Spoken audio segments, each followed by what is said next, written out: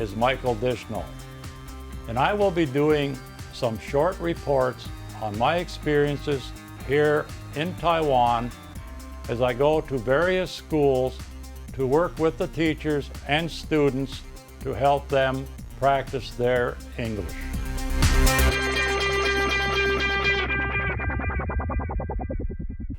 Principal Susan Liu of Dongshi Elementary School in Shihu welcomed us to her school this morning.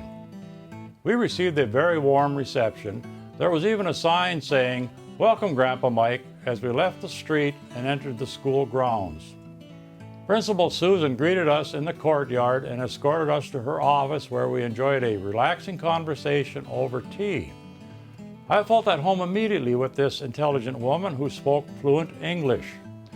After pleasantries and catching up a bit, we had met during my first visit 2 years ago.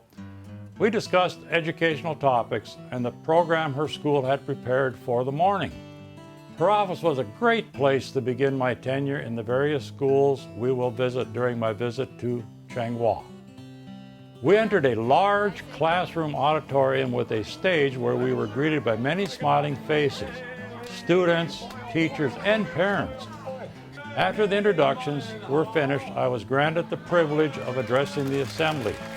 I felt honored and said a few words in Mandarin to practice my Chinese and finished in English. A wonderful program ensued as we were treated to a number of student performances, including the playing of musical instruments. One song was acted out in English, and the students did a very good job. I was impressed with how hard they must have practiced for my visit. Nadia, the young teacher who acted as MC, did a very nice job and was easy for me to relate to and work with. We did an English lesson based on a PowerPoint presentation we had developed for the Skype sessions from Wisconsin. It is rewarding to work alongside such dedicated and enthusiastic educators. I would read the English words one at a time, and the entire student audience would repeat them. I would add comments about the Wisconsin pictures on the slides, and teacher Nadia would translate for the audience. Our lesson worked very well. Students were then asked if they wanted to ask me a question, and many students raised their hands and came to the front when called upon. They would ask me a simple question in English, such as, "How is the weather in Wisconsin?" or "How old are you?" I could understand their questions quite well and was impressed with how hard they must study English to do such a nice job. When we had finished the questions session, we posed for pictures with each class. The students were very friendly and not shy. They brought many cards and presents, and several parents came up for photos with us. We all had a good time during this photo session. We then went to a first grade classroom where the children performed a play designed to teach Grandpa Mike some Mandarin words.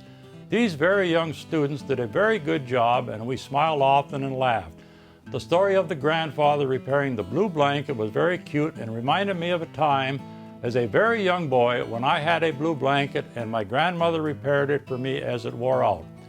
Finally, the students gave me a Chinese quiz and had me learn to say several words from the play. I must say, these young first grade students surprised me. They did such a good job as teachers, and everyone enjoyed it very much.